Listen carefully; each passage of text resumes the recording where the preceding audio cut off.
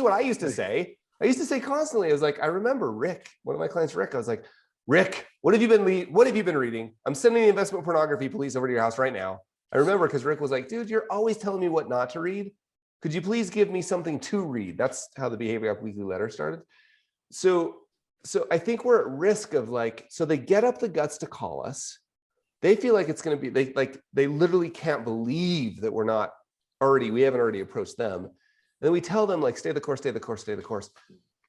I think that's just a real risk. And so what I would love to maybe talk about is like the way you walk through how you are thinking about it in your own head, the way you framed up the question. That's so much better than stupid, who, like my old answer, like, Rick, what have you been reading? What's so much better is like, hey, Rick, can I walk you through? These things come up every once in a while. And you know me well enough to know that I have a kind of a process of thinking about these things. Like anytime somebody asks me a question more than once, it goes into my head and it bounces around sometimes for 10 years, but I have a process of thinking, like, here's how we think about these things. Like, walk people through your thinking about it. So it could be something like, these things come up and we've got to decide, we've got a couple different decisions we have to make. Like, are they valid investment opportunities? And that's not what we're here to talk about, but that's a conversation with the client. Are they valid investment opportunities, period, for anyone?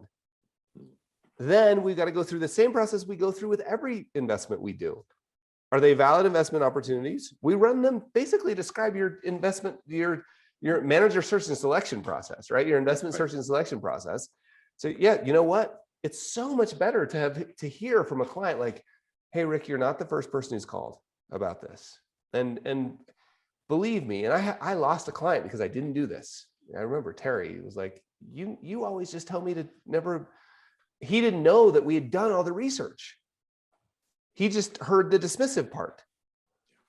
And so walking him through and saying, hey, you're not the only person asking about this. Let me walk you through how we think about it. Right? And that could even be like, we haven't done the asymmetry part yet. It could be what you described. Like, look, some of these things come up and every time I go down the rabbit hole, it turns out the same. It always is stay the course, ignore that, it's noise. And so I actually have to kind of keep track of these things and decide at some point they move from noise, kind of silly to, I better understand that. And we're just getting to the, I better understand that point.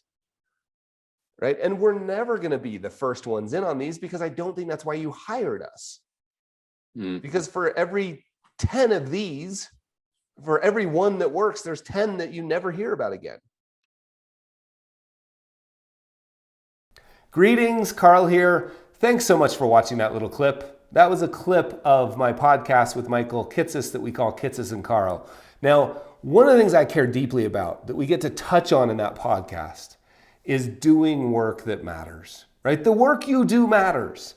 And if that's something that resonates with you, you would love what we're building at the Society of Advice. There's a whole group of people that get together once a month to talk about doing work that matters. And we would love to have you.